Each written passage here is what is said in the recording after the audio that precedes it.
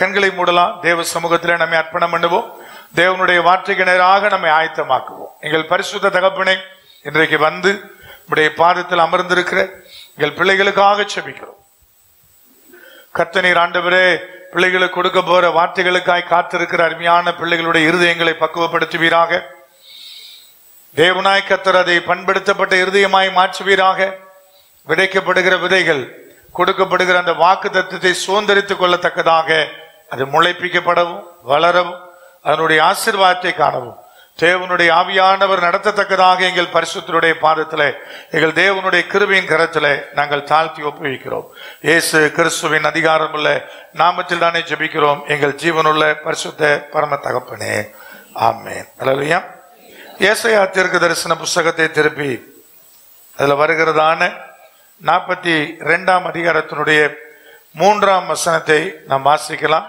அவர் நெறிந்த நாணலை முறியாமலும் மங்கி எரிகிற திரியை அணையாமலும் நியாயத்தை உண்மையாக வெளிப்படுத்துவார் என்று சொல்லுகிற தேவனுடைய வார்த்தை. நீங்கள் பலமுறை வாசித்திருக்கலாம், பலமுறை தியானிச்சிருக்கலாம். ஆண்டவராகிய இயேசு கிறிஸ்து, அவர் மீது இருக்கிற அபிஷேகம், அவர் செய்ய போகிற காரியம் என்று சொல்லி முன்பே ஏசாயா தீர்க்கதரிசினால் உரைக்கப்பட்டதான வார்த்தைகள் அடங்கி இருக்கிற வேத பகுதி. அவருடைய முந்தின வசனம் சொல்லுகிறது, அவர் கூக்குரலிடவும் மாட்டார், தம்முடைய சத்தத்தை உயர்த்தவும் அதை வீதியிலே கேட்க பண்ணவும் மாட்டார் அப்படின்னு அந்த பகுதி என்பது சொல்லுகிறது. இப்ப வீதியில கேட்க பண்ண மாட்டாரா பிரதர்? அவர் சுவிசேஷம் அறிவிக்க தானே வந்தார், பரலோக ராஜ்யம் சமீபித்திருக்கிறது என்று தானே கூறி வந்தார்.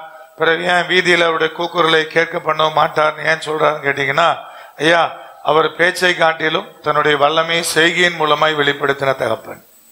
அல்லேலூயா. நான் எப்பவும் சொல்லுவேன், ஐயா, தேவனுடைய பலன், பரிசுத்தாவினுடைய அபிஷேகம் சத்தத்துல கிடையாது, சத்தியத்துல தான் இருக்குது. நிறைய தருணத்துல தேவனாய் கர்த்தருடைய வல்லமையை நம்ம எப்படி ருசிவா இருக்கு நினைக்கிறோம்னா சத்தத்துல. ஆனா கர்த்தர் அப்படி இல்லை.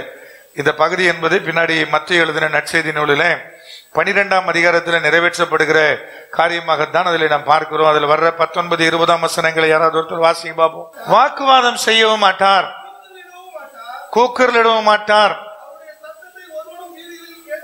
அவருடைய சத்தத்தை வீதிகளில் ஒருவனும் கேட்பதும் இல்லை, அவர் நியாயத்திற்கு ஜெயம் கிடைக்க பண்ணும் வரைக்கும் நெறிந்த நாணலை முறிக்காமலும் அவர் மங்கி எரிகிற திரியை அணைக்காமலும் இருப்பார். எதுவரைக்கும்? நியாயத்திற்கு ஜெயம் கிடைக்கிற வரைக்கும். இங்க அப்படியே ஏசாயா தீர்க்க தரிசன புஸ்தகத்து வந்தீங்கன்னா அதுல போடப்பட்டிருக்கிறது, அவர் நெறிந்த நாணலை முறியாமலும் மங்கி எரிகிற திரி அணையாமலும் நியாயத்தை உண்மையாய் வெளிப்படுத்துவார், நியாயத்திற்கு ஜெயம் கிடைக்கிற வரை. அப்ப இந்த பகுதி என்பது மிக தெளிவாக ஒன்றை நமக்கு உணர்த்துகிறது. எப்பெல்லாம் நமக்கு ஜெயம் இல்லையோ, எப்பெல்லாம் நியாயத்துக்கு புறம்பான காரியம் நமக்கு விரோதமாய் கடந்து வருகிறதோ, எப்பெல்லாம் நாம் அந்த உண்மைக்கு மாறாக நாம் தூற்றப்படுகிறோமோ, அப்பொழுதெல்லாம் நமக்கு என்ன கேட்டேன், நம்முடைய உள்ளெல்லாம் ஒடுங்கி நெறிந்த நாணல் மாதிரி மாறிடும். இப்ப நெறிந்த நாணல் மங்கி எறிகிற திரி அப்படி கர்த்தர் அடையாளப்படுத்தும் போது என்ன உண்டாகுதுன்னு கேட்டீங்கன்னா, 2 பகுதியிலையும் சொல்றாரு, நியாயத்தை உண்மையாய் வெளிப்படுத்துவார், நியாயத்துக்கு ஜெயம் கிடைக்கிற வரை. இப்ப நியாயத்துக்கு புறம்பாக நம்முடைய வாழ்க்கையில எதெல்லாம் நடக்கிறதோ அதெல்லாம் நம்மை சோர்வுறச் செய்கிறது. நீதி நிலைநாட்டப்படல, நியாயம் நிறைவேறல, உண்மைக்கு மாறான காரியம் நடக்கிறது. ஐயா, துன்மார்க்கன் ஜெயம் கொள்ளுகிறான், மாறாய் நீதிமானா இருக்கிற நான் என்ன பண்றேன்? சில காரியத்துல கடந்து போகிற பாதையில வித்தியாசம் உண்டாகுறதுன்னு எப்பெல்லாம் ஒரு மனுஷன் ஃபீல் பண்ண ஆரம்பிக்கிறானோ அப்பெல்லாம் வாழ்க்கை என்ன ஆகுதுன்னு கேட்டீங்கன்னா நெறிந்த நாணல் மாதிரி ஆயிடும். நாணல் பார்த்திருக்கீங்களா? இப்ப 2K கிட்ஸ் எல்லாம் பாக்குறதுக்கு வாய்ப்பு இல்லைன்னு நினைக்கிறேன். ஒருவேளை கிராமப்புறங்கள்ல வசிக்கிற பழக்கங்களுக்கு இருந்துச்சுன்னா நாணலை பார்க்கலாம். நாணல் எங்க இருக்குன்னு கேட்டீங்கன்னா ஆற்றோரங்களிலே தண்ணீர் ஓடுகிற பகுதியில் அது இருக்கும். நாணல் தண்ணி இல்லாம நாணலால் என்ன செய்ய முடியாது, இருக்க முடியாது. பார்ப்பதற்கு மெல்லிசான மூங்கில் குச்சி மாதிரி இருக்கும், ஆனா நெரிச்சா என்ன ஆயிரும்? மூங்கில் குச்சா நெரிச்சா நெறியாது. ஆனா நாணல் அப்படி இல்லை, நெரிச்சா நெறிஞ்சிரும். அப்ப அதுக்கு பேர் தான் நாணல். ஆற்றோரங்கள்ல நீங்க பார்க்கலாம், கிராமப்புறங்களில் போனீங்கன்னா அந்த ஆற்றோரங்கள்ல மணல் பகுதிகளில் அது இருப்பதை நீங்க என்ன செய்ய முடியும், பார்க்க முடியும். நெறிந்த நாணல். அப்ப நாணலே ரொம்ப பலவீனமானது. அதிலும் அது நெறிந்த நிலையில் இருந்துச்சுன்னா அதை எடுத்து யாருக்கு என்ன செய்யாது, அது உபயோகப்படவே படாது. திரி எரிந்து கொண்டே இருக்குது பிரதர், திரி எரியணும்னு என்ன செய்யணும் பிரதர், அது அப்பப்போ தீண்டப்படத்தக்கதான நிலைக்குள்ள இருந்தா மட்டும்தான் திரியினால என்ன செய்ய முடியும். அதான் மனுஷனுடைய வாழ்க்கை, அதான் மனுஷனுடைய வாழ்க்கை. நீங்க ஒரு சில மாதங்கள் வேண்டாம், ஒரு சில வாரங்கள் கர்த்தருடைய சமூகத்தை தேடாம, தேவனுடைய வார்த்தையை தேடாம வீட்டுல சும்மா நீங்க முடங்கி இருந்தா போதும், உங்க வாழ்க்கையில எரிகிற அந்த தன்மை என்ன ஆயிரும், காணாம போயிடும், எரிய முடியாது. மனுஷனுடைய இயல்பு என்ன பிரதர், அவன் திரி மாதிரி தான். அவனை ஏதாவது ஒன்று தீண்டி விட்டு கொண்டே இருந்தாதான் அவனால் எரிய முடியும். அல்லது தேவையான எண்ணெய் அதில் ஊற்றப்பட்டு கொண்டே இருந்தால் மட்டுமே அவனால் என்ன செய்ய முடியும், எரிய முடியும். அதனால தான் அந்த 10 கன்னிகையினுடைய உவமையில கூட தேவனாய் கர்த்தர் அதான் சொல்றார், எண்ணெய் எப்பவும் ஸ்டாக் இருக்கணும். ஏன் பிரதர், எண்ணெய் இல்லைன்னா எரிய முடியாது. அப்ப எண்ணெய் ஊற்றப்பட்டுக்கிட்டே இருக்கணும், அந்த திரியானது தீண்டி விடப்பட்டு கொண்டே இருக்கணும். எவ்வளவு அதிகமா எண்ணெய் ஊற்றப்படுகிறதோ அவ்வளவு அதிகமா திரியினுடைய குறைகிற தன்மை என்பது குறையும். வேகமா திரி எரிஞ்சு முடிக்காம நல்லா லாங் ஸ்டாண்டிங் என்ன செய்யும், நின்று எரியும். தேவதாரு விருட்சத்தை வேத புஸ்தகம் ரொம்ப மேன்மையா சொல்லும். தேவதாரு விருட்சத்தை பார்த்திருக்கீங்களா? பனி படர்ந்திருக்கிற அந்த மலைகள்ல தேவதாரு விருட்சத்தை அதிகமா பார்க்கலாம். பனி படர்ந்திருக்கிற பகுதிகளில் தேவதாரு விருட்சங்களை பார்க்கலாம், இமயமலை பகுதியில பார்க்கலாம். ஒரே ஒரு சின்ன கட்டையை கொளுத்தி வச்சீங்கன்னா விடிய விடிய எரியும். அது எப்படி பிரதர் சாத்தியம் அப்படின்னு கேட்டீங்கன்னா, அது எரியும் போது அதுல இருந்து அப்படி எண்ணெய் என்பது என்ன செஞ்சுட்டே இருக்கும், வடிஞ்சுக்கிட்டே இருக்கும். அதனால விடிய விடிய எரியும். ஒரு சின்ன கட்டை விடிய விடிய முழுமையா என்ன செய்யும், அது எரிந்து முடிக்கும். ஏன்னா அதுக்குள்ள வெளிவருகிற அந்த எண்ணெயானது லாங் ஸ்டாண்டிங்கா எரிய வைக்கும். இப்ப திரி லாங் ஸ்டாண்டிங்கா எரியணும்னு என்ன ஆகணும் பிரதர், அதுக்குள்ள எண்ணெய் என்பது எவ்வளவு அதிகமாய் ஊற்றப்படுகிறதோ அவ்வளவு அதிகமா அது என்ன செய்யணும், எரிஞ்சுக்கிட்டே இருக்கும். எண்ணெய் என்பது பரிசுத்த ஆவியானவர் வேத வசனங்களுடைய அடையாளங்களாக வேதம் நமக்கு போதிக்கிறது. அப்ப இந்த பகுதியில் ஆண்டவரை கர்த்தர் 2 காரியங்களை சொல்லுகிறார். நெறிந்த நாளல், மங்கி எரிகிற திரி. இந்த திரி மங்கி எரிகிறது என்பதனால தேவன் வேறு திரிய அவர் உருவாக்க நினைக்கிறது இல்லை, அதை தூக்கி தூர போடுறது இல்லை. மங்கி எரிகிற திரிய மறுபடியும் தீண்டி விடுகிறார். ஏன் மங்கி எரியுது, இந்த உலகம் அதை மங்கி எரிய வைத்திருக்கிறது. நல்லாதான் எரிஞ்சிட்டு இருந்துச்சு, ஆனா இப்ப என்ன ஆயிடுச்சு, மங்கி எரிகிறது. ஏன் பிரதர், எல்லாம் பாதகமா நடக்கும்போது நீங்க என்ன செய்வீங்க, நாங்க ஊழியம் பண்றோம், ஓடுறோம், கிராமப்புறங்களில் சபைகளை உருவாக்குறோம், எங்க போனாலும் ஒரு ஏமாற்றம், ஏமாத்துற ஒரு 10 பேர், அது பெருகிட்டே இருந்தா உங்களுக்கு என்ன உண்டாகும், என்ன உண்டாகும், சோறு உண்டாகல. எதுக்கு அவ்வளவு கஷ்டப்பட்டு அதை போய் செய்யணும், நம்ம வேலையை மற்ற பாஸ்டர் மாதிரி நம்மளும் இருந்துட்டு போயிடலாம் தோணும் இல்லையா? எனக்கு அப்படிலாம் தோணும். ஏன்னா ஒவ்வொரு முறை அங்க ஏமாற்றங்களும் ஏமாத்துற மனுஷர்களையும் நம்ம நினைப்போம், சில நேரத்தில் மிஷனரி அப்படின்னு பேர் போட்ட உடனே அவங்க எல்லாம் ஏதோ ஒரு பெரிய வானத்திலிருந்து கூச்ச மாதிரியும் பாஸ்டர் எல்லாம் மோசமானவங்க மாதிரி நினைப்போம். அப்படி நமக்கு ஒரு மனநிலை இருக்கு இல்லையா?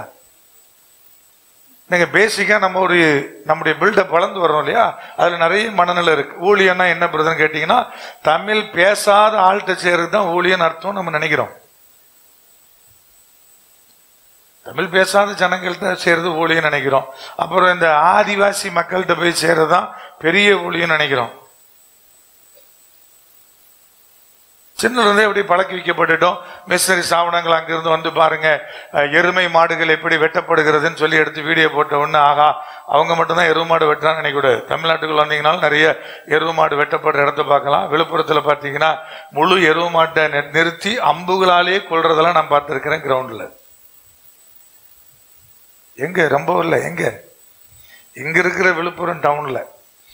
அப்ப நிறைய வித்தியாசமான கல்ச்சரை பார்த்த உடனே அதுதான் ஊழியம், அதுதான் ஊழியம்னு நம்ம நினைக்கிறோம். ஆனா கர்த்தருடைய பார்வை என்ன என்பது நம்ம நினைக்கிறதே இல்லை. கர்த்தருடைய பார்வையில தமிழ் பேசுற ஆத்மாவும் இங்கிலீஷ் பேசுற யூரோப்பியன் ஆத்மாவும் எழுத படிக்க தெரியாத ஒரு ஆதிவாசி ஆத்மாவும் தேவனுடைய பார்வையில என்னதான், எல்லாமே ஒன்றுதான். எல்லாம் ஒண்ணுதான், அவருக்கு எல்லாரும் ஒண்ணுதான். அது புரியாதனால நிறைய காரியத்தை நம்ம இழந்துட்டோம். 1903 முதல் இந்தியாவில் ஒரு மிஷனரி ஸ்தாபனம் துவங்கப்பட்டது, IMS என்று சொல்லுகிற இந்திய மிஷனரி ஸ்தாபனம் 1903. அதுக்கு முன்னாடி வரைக்கும் பிரதர் வெளிநாடுகள் இருந்து வந்து மிஷன் ஊழியம் பண்ணிக்கிட்டே இருந்தாங்க. 1903 பண்ணி வெளி மாநிலங்களில் செய்யப்பட்ட ஊழியத்தில் ஒரு 50% தமிழ்நாட்டில் போட்டிருந்தாங்கன்னா இன்னைக்கு தமிழ்நாட்டில் எத்தனை % கிறிஸ்தவங்க இருப்பாங்க? உங்க பார்வைக்கு விட்டுறேன், இங்க ஒரு 40% இருப்பாங்களா? இப்ப நம்ம யாரை நியமிக்கிறோமோ அவங்க தான் என்ன செய்வாங்க? CM வருவாங்க. கரெக்டா இல்லையா? இன்னைக்கு நமக்கு எல்லா கோயில் கட்டுறதுக்கும் அனுமதி இருக்கு, கிறிஸ்தவ சர்ச்சுக்கு மாத்திரம் இன்னைக்கு வரைக்கும் அனுமதி இல்லை பிரதர் அப்படிங்கிற நிலை என்ன செஞ்சிருக்காது, இன்னைக்கு வரைக்கும் அனுமதி கிடையாது.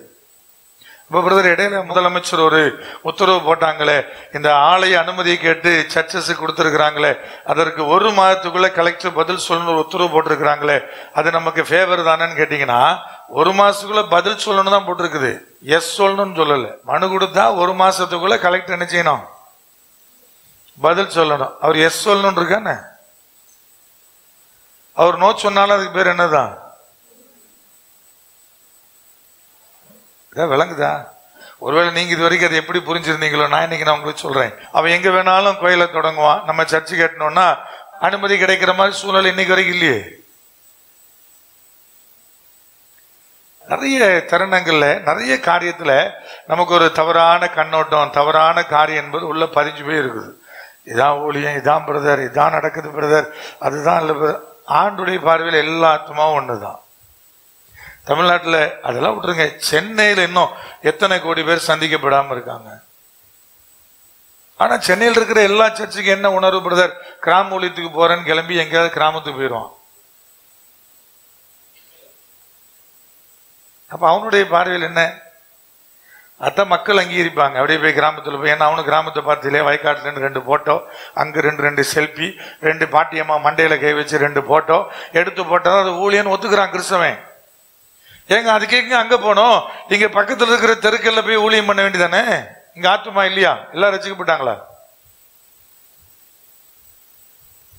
நான் கேட்கிற கேள்விக்கெல்லாம் நீங்க சரியான கோணத்துல யோசித்து பதில் எழுதினீங்கன்னா உங்களுக்கு நான் என்ன சொல்ல வரேன்னு புரியும். நம்ம பட்டணத்துல ஏராளமான பேர் ரசிக்கப்படாம இருக்கிறாங்க.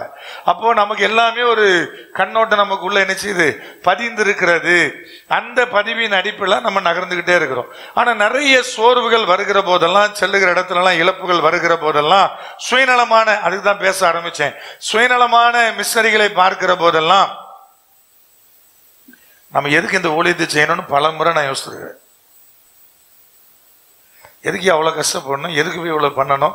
நம்ம கிட்ட இருக்கிற தாகம், நம்ம கிட்ட இருக்கிற அந்த தரிசனத்துல ஒரு 10% கூட இவனுக்குள்ள நம்மளால என்ன செய்ய முடியல, கொண்டு வர முடியலையே.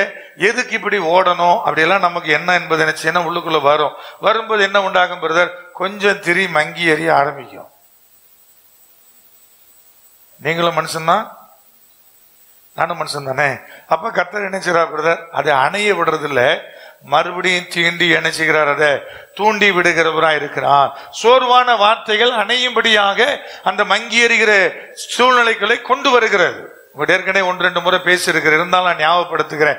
எரேமியா தீர்க்க தரிசன புஸ்தகத்தினுடைய 20ஆம் அதிகாரத்தை எடுத்துக்கொண்டீங்கன்னா அதுல அப்படிப்பட்ட ஒரு நிலைக்குள்ளே எரேமியா தள்ளப்பட்டார். இத்தனைக்கு அவர் என்ன பிரதர் தப்பா ஏதாவது பண்ணாரா? ஒன்னும் தவறு பண்ணல. 7ஆம் வசனத்திலிருந்து யாராவது ஒருத்தர் வாசிங்க பார்ப்போம். கர்த்தாவே என்னை இணங்க பண்ணினீர், நான் இணங்கினேன். நீர் என்னிலும் பலத்தவராயிருந்து என்னை மேற்கொண்டீர். நாள்தோறும் நகைப்புக்கு இடமானேன்.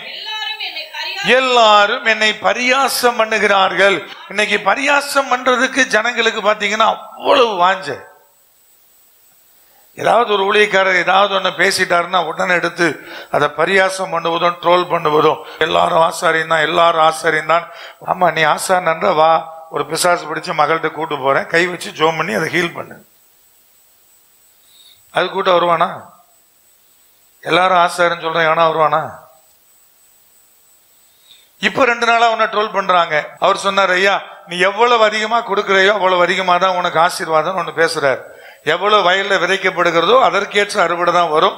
நீ எவ்வளவு அதிகமா விதைக்கிறாயோ அதை போட்டு பாத்தீங்கன்னா ட்ரோல் பண்ணிட்டு இருக்கிறான். இப்போ ஒரு 3 நாள் ஓடிட்டு தவறு, ஆண்டவர் இப்படியா சொன்னார். அப்ப அவர் என்ன பைபிள் வசனத்தை சொல்லாம வேற எதுவும் சொன்னாரா என்ன? சிறுக விதைக்கிறவன் வசனம் தானே. இப்ப அவரை ட்ரோல் பண்ணிட்டு இருக்கிறான். யாரையாவது நகைப்புக்குள்ள ஏளனம் பண்ணுவதற்கு இன்னைக்கு ஜனங்களுக்கு அவ்வளவு இஷ்டம். இதெல்லாம் பார்த்தானா ஒரு பையனும் ஊழியமே செய்ய முடியாது, செய்யவே முடியாது. இதை பார்க்கும்போது அவங்களுக்கு சோறு வருமா பிரதர்? கண்டிப்பா வரும், கண்டிப்பா வரும். சரியானதான பேசுனேன் என்று ஒரு சோறு வரும். ஆரோனை அழைத்த அழைப்பு புதிய ஏற்பாட்டில் அங்கீகரிக்கப்பட்ட அழைப்பு. புதிய ஏற்பாடு சொல்லுகிறது ஆரோனை போல அழைக்கப்பட்டால் ஒழிய இந்த கனமான ஊழியத்திற்கு யாரும் ஏற்படுறது இல்லை. ஆனா அழைக்கும் போதே மொத்த குடும்பத்தையும் சேர்ந்து பிள்ளைகளுடைய பட்டியெல்லாம் போட்டிருப்பாரு. அதுல அத்தனை பிள்ளைகள் பேரும் இருக்கும். அதுல கர்த்தர் அப்படிதான் அழைச்சார். அப்ப அவர் பேசணும் தப்பா பிரதர் இல்லை, ஆனா ட்ரோல் பண்ணிக்கிட்டே இருப்பான். இப்ப பிரதர் அப்ப எரேமியா என்ன பாவம் பண்ணாரு? அழகான வார்த்தை சொல்றார், என்னை இணங்க பண்ணினீர், நான் இணங்கினேன், என்னை நீர் மேற்கொண்டீர். அப்படின்னு என்ன அர்த்தம் பிரதர்? எனக்குள்ளே ஆளுகை வைத்து என்னுடைய அடிமையாகவே மாத்திட்டீரு. இப்ப எனக்கு நீர் மேல மேற்கொண்டிருக்கிறீர். ஆனாலும் எல்லாரும் என்ன நினைச்சுக்கிறான்? நகைக்கிறாயா, பரியாசம் பண்றாயா? அது கீழே வர்ற வார்த்தைகளை நேரம் கருதி நானே வாசிக்கிறேன். நான் பேசினது முதற்கொண்டு கதறுகிறேன், கொடுமை என்றும் பால் கடிப்பென்றும் சத்தமிட்டு கூறுகிறேன். நான் கூறின கர்த்தருடைய வார்த்தை நாள்தோறும் எனக்கு நிந்தையும் பரிகாசமும் ஆயிற்று. எரேமியா கூறினது யாருடைய வார்த்தை? கர்த்தருடைய வார்த்தை. ஆனா பேசினதை வச்சு அவர் கதறுகிறாராம். கர்த்தர் தான் பேச சொன்னாரு, அதுதான் பேசினாரு. ஆனா அவ்வளவு நக்கல், அவ்வளவு நையாண்டிகள் என்பது என்ன செய்கிறது? வந்து கொண்டே இருக்கிறது. இன்னைக்கு வசனம் தெரிஞ்ச உடனே வசனம் கூட எல்லாம் காப்பி பேஸ்ட் தான். ஒருத்தன் பேஸ்புக்ல போட்டு 4 நாள் ட்ரெண்ட் ஆனோன்னு பாத்தீங்கன்னா அதுல ஒன்ன தூக்கி ஸ்டேட்டஸ்ல வச்சுக்கிடுவான். அது கூட காப்பி பேஸ்ட் தான். டைப் அடிக்கிறது கூட இவனுக்கு என்ன கிடையாது, திராணி இல்லாதவன். ஆனா ஸ்டேட்டஸ் தூக்கி வைப்பான். உடனே வசனம் தெரிஞ்ச இவர் பெரிய புலி. வசனம் தெரிஞ்சவன் புலி இல்ல, வசனத்தின்படி வாழுகிறவன் தான் புலி. இன்னைக்கு எல்லாருக்கும் வசனம் தெரியும். சரத்குமார் இயேசுராஜா முன்னேச்சல் ஒரு பாட்டை பாடினாருன்னா உடனே எடுத்து நம்மால் பரப்பிக்கிட்டே இருப்பான். சரத்குமார் பாடிட்டார். இப்ப இயேசுராஜா முன்னேச்சல் பாட்டை பாடினோன்னா சரத்குமார் வச்சுக்கப்பட்டார? அவர் அப்படி கொண்டாடுவான். ஆனா கர்த்தருடைய வார்த்தையை சொல்லுகிறவனை பாத்தீங்கன்னா சொல்ற வார்த்தையை வச்சே நக்களும் நையாண்டியும் பண்ணுவான். கர்த்தருடைய வார்த்தையை சொல்லுகிற தேவனுடைய ஊழியனை அதே மாதிரி கொண்டாட மாட்டான். அதுல என்ன செய்வான்? அதுல குறை கண்டுபிடிச்சுதான் போடுவானே தவிர பேசின வார்த்தை எடுத்து என்ன செய்ய மாட்டான், பரப்ப மாட்டான். இங்க அதான் எரேமியா சொன்னார், ஐயா நான் நீர் பேசின வார்த்தையை தான் பேசுறேன், ஆனா நாள்தோறும் நான் பட்கடிப்பு என்று கதறும்படியான நிலை எனக்கு உண்டாயிருக்கிறது சொல்லி முடிச்சுட்டு சொன்னார். ஆதலால் நான் அவரை பிரஸ்தாபம் பண்ணாமலும் இனி கர்த்தருடைய நாமத்துல பேசாமலும் இருப்பேன் என்றேன். இனி ஊழியமே பண்ண போறதில்லைன்றார். நான்லங்க ஒருவேளை இதெல்லாம் என்னை மங்கி எறிய திரிய நான் சொன்னா நீங்க நினைச்சிருக்கலாம், என்ன பிரதர் நீங்க எல்லாம் ஒரு ஊழியக்காரரா, மங்கி எறிவேன் அப்பப்போன்றீங்களேன்னு. இப்ப எரேமியா என்ன சொல்ற, நான் ஊழியமே பண்ண மாட்டேன்ட்டார, இனி பேசவே மாட்டேன்ட்டார. அவர் சொன்ன வார்த்தையை சொல்றேன், இனி கர்த்தருடைய நாமத்துல பேசாமலும் இருப்பேன் என்றேன். ஆனாலும் அவருடைய வார்த்தை என் எலும்புகளில் அடைபட்டு எரிகிற அக்னியை போல என் இருதயத்தில் இருந்தது. அதை சகித்து இளைத்து போனேன். எனக்கு பொறுக்க கூடாமல் போயிற்று. அநேகர் சொல்லும் அவதூறை கேட்டேன். பயம் சூழ்ந்திருந்தது. அறிவியுங்கள், அப்பொழுது நாங்கள் அதை அறிவிப்போம் என்கிறார்கள். என்னுடைய சமாதானமாய் இருந்த அனைவரும் நான் தவறி விழும்படி காத்திருந்து ஒருவேளை இணங்குவான், அப்பொழுது அவனை மேற்கொண்டு அவனில் குரோதம் தீர்த்து கொள்ளுவோம் என்கிறார்கள். கர்த்தரோ பயங்கரமான பராக்கிரமசாலியா என்னோடு இருக்கிறார். ஆகையால் என்னை துன்பப்படுத்துகிறவர்கள் மேற்கொள்ளாமல் இடறுவார்கள். தங்கள் காரியம் வாய்க்காதபடியினால் மிகவும் வெட்கப்படுவார்கள். மறக்கப்படாத நித்திய லட்சியம் அவர்களுக்கு உண்டாயிருக்கும். முதல்ல சொன்ன வார்த்தைக்கும் பின்னாடி பேசுகிற வார்த்தைக்கு இருக்கிற வித்தியாசத்தை பாருங்க. முதல்ல என்ன பிரதர், இனி ஊழியமே பண்ண போறதில்லைன்னாரு. இனி இப்படி நாமத்தை சொல்லி தீர்க்க தரிசனமே சொல்ல போறதில்லைன்னாரு. பின்னாடி சொல்லார், இல்ல இல்ல ஆனாலும் அவருடைய வார்த்தைகள் என் எலும்புகளில் அடைபட்டு இருதயத்தில் என்ன செய்கிறது, எரிகிறது. அதை அடக்கி அடக்கி பார்க்கிறார், அவரால் முடியல. அவர் இளைத்து போகிறார், அடக்க முடியல. ஏன்னா உள்ள தூண்டி எரிய பண்ணுகிற அந்த அக்கினி இருக்கிறபடினால அது எரிய பண்ணுது. அதனால ஊழியம் செய்யாம ஒரு உண்மையான ஊழியக்காரனால இருக்கவே முடியாது. சாக கிடந்தாலும் எழுந்து ஓடத்தான் பார்ப்பான். சாக கிடந்தாலும் வாய்ப்பு இருந்தா எழுந்து ஓடத்தான் பார்ப்பானே தவிர அவனை ஊழியம் பண்ணாம நீங்க வீட்டுக்குள்ள வைக்க முடியாது. காரணம், அவன் மங்கி எரியும்படி தேவன் அலோவ் பண்றது இல்ல. அவனுடைய எலும்புகளில் இருதயத்தில் அடைபட்டு எரிகிற அந்த வார்த்தைகள் என்ன செய்யுதுன்னு கேட்டா அடக்க முடியல, அவனால சொல்லாம இருக்க முடியாது. நான் பிரசங்கம் பண்ணும்போது பல முறை என் ஒய்ஃப் என்ன கண்ட்ரோல் பண்ணி தான் வருவா, கொஞ்சம் பார்த்து நிதானமா அப்படின்னு. அது எங்க சொந்தக்காரங்க மத்தியில பிரசங்கம் பண்ணி வாய்ப்பு இருந்தா பல முறை சொல்லுவா, தயவு செஞ்சு பிரசங்கம் பண்ணாதீங்களே அப்படின்பா. நீங்க பண்ணாம இருக்கிறது நல்லது அப்படின்பா. அதுக்கு மீறி பண்ணிட்டு சொன்னா முன்னாடி உட்காந்து பாத்தீங்கன்னா முகத்தையே பார்த்துக்கிட்டு இருப்பா, டால் ஏதாவது சொல்லிடுவானோ. அப்ப சொல்லாம இருக்க முடியுமா பிரதர்? முடியாது. அதான் பிரச்சனை. உள்ள அடைபட்டு எரிகிற அக்கினி அடக்க என்ன செய்யாது, முடியாது. அது மங்கி எரிகிற திரி என்ன செய்கிறது, அது அனல் மூட்டுகிறது. அது அனல் மூட்டுகிறது. அப்ப விசுவாசிகளுக்கு மாத்திரமல்ல, தேவ தாசர்களுக்கும் மங்கி எரிகிற அனுபவம் வருகிறது. எதனால பிரதர்? ஐயா, பல சோர்வுகள், பல சூழ்நிலைகள், நிந்தைகள், அவமானங்கள், பல விதமான போராட்டங்கள் வருகிறது. ஆனாலும் தேவன் அதை அணைய விடாம தீண்டி எரிய பண்ணுகிறார். இல்லையா?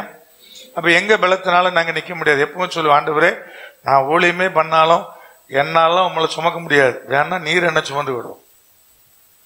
நான் எப்பவும் ஆண்டோட சொல்ற வார்த்தை, உங்களெல்லாம் என்னால சுமக்க முடியாது. ஊழியம் பண்ணால் நீர் தான் என்ன செய்யணும், என்ன சுமக்கணுமே தவிர நான் சுமக்க முடியாது. அப்ப நடத்துகிறவர் யாரு பிரதர்?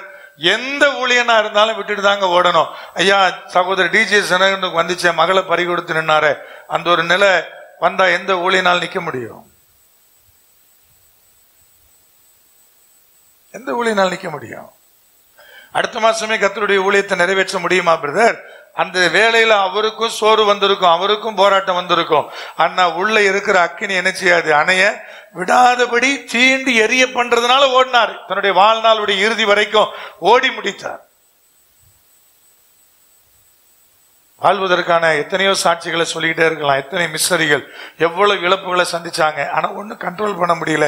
காரணம், அவர்களுக்குள் இருக்கிற அக்கினி மங்கி எரிகிற திரிய அவர் என்ன செய்ய விடுறதில்லை, அவர் அணைய விடுறதில்லை. எந்த ஊழியனா இருந்தாலும் நீங்க கேட்டீங்கன்னா சொல்லுவாங்க, பிரதர் சோறு வருதுன்னு சொன்னா உண்மையை பேசுறான்னு அர்த்தம். தேவனாய் கர்த்தர் அழகா தெளிவா சொல்றாரு, ஐயா யாரா இருந்தாலும் அந்த மங்கி எரிகிற அனுபவம் வரும். விசுவாசியா இருந்தாலும் வரும். நான் அணைய விட மாட்டேன். நான் தீண்டு என்ன பண்ணிக்கிட்டே இருப்பேன், எரிய வைத்துக் கொண்டே இருப்பேன், நியாயத்திற்கான ஜெயம் கிடைக்கிற வரை. அப்ப உங்க வாழ்க்கையில எது உங்களை மங்கி எரிய செய்யுமோ தெரியாது. ஆனா எரிய வேண்டிய விதம் சில காரியங்களை கர்த்தராகிய தேவன் விரும்புகிறார். லூக்கா 12ஆம் அதிகாரத்தினுடைய 49ஆம் வசனம், பூமியின் மேல் அக்கினியை போட வந்தேன்,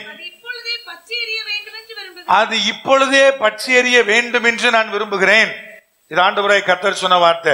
இப்பொழுதே பற்றி எறியணும். அதுக்கு ரொம்ப லேட்டெல்லாம் எரியக்கூடாது. அக்னியை கர்த்தர் போட்ட உடனே அது என்ன செய்யணும், ஃபயராகணும். அப்படின்னு என்ன அர்த்தம் பிரதர்? சீக்கிரமா எரிய வேண்டிய நிலையில தேவனாய் கர்த்தர் உங்களை தெரிந்தெடுத்திருக்கிறார். ஐயா நீங்க எரியணும். நாளைக்கு பிரதர், அடுத்த வருஷம் பிரதர், இந்த ஒண்ணு நடந்துருச்சுன்னா பிரதர் நான் இதை பண்ணிடுவேன். அந்த ஒண்ணு நடக்கவே நடக்காது. ஏன் தெரியுமா? கர்த்தருக்கு உங்களுக்கு நல்லா தெரியும். நம்ம பொறுத்தவரெல்லாம் அப்படிதான் இருக்கு. ஆண்டவரே நீர் மாத்திரம் எனக்கு 1 கோடி ரூபாய் கொடுத்துட்டீர்னா உமக்கு தசம பாகத்தை நான் கொடுத்துட்றேன். கர்த்தர் சொல்ல, டே முதல்ல 10,000 ரூபாய்க்கு உண்மையா இருக்கு, அப்புறம் 1 கோடியை பத்தி என்ன செய்யலாம். அவர் தெரியுமில்ல நம்ம என்னென்ன வேலைலாம் பார்ப்போம், என்னென்னலாம் செய்வோம். 10,000 ரூபாய் கொடுக்கும்போது உண்மையா இருப்போம். 1 லட்சம் கொடுக்கும்போது உள்ளுக்குள்ள கொஞ்சம் என்ன செய்யும், உள்ளுக்குள்ள கொஞ்சம் கஷ்டமா இருக்கும். அப்புறம் மொத்தமா கொடுக்கணுமா என்னெல்லாம் தோணும். அப்ப கர்த்தர் சொல்றாடே முதல்ல 10,000 ரூபாய்க்கு உண்மையாரு, அப்புறம் 1 கோடி ரூபாய் கதையை என்ன பண்ணிக்கலாம், அப்புறமா பேசிக்கலாம்னு தான் சொல்லுவார். நல்லா விளங்கி சொல்லுங்க. அப்போ இது நடந்த பிறகு, இது இப்படி நடந்த பிறகு பிரதர் என் வீட்டுல இது நடந்துருச்சுன்னா அதுக்கு பிறகு நான் ஊழியத்துக்கு வரேன் பிரதர். 30 வயசுல என்ன ஆண்டவர் ஃபுல் டைம் ஊழியத்துக்கு அழைச்சாரு. எங்க வீட்டுல நான் முழு நேர பணிக்குன்னு சொல்றேன்னு சொல்லும்போது எல்லாருடைய மனநிலை என்னன்னா, 60 வயசுல ஊழியத்துக்கு போனா பரவாயில்ல, 30 வயசுல ஊழியத்துக்கு போறேன்னு என்ன அர்த்தம்?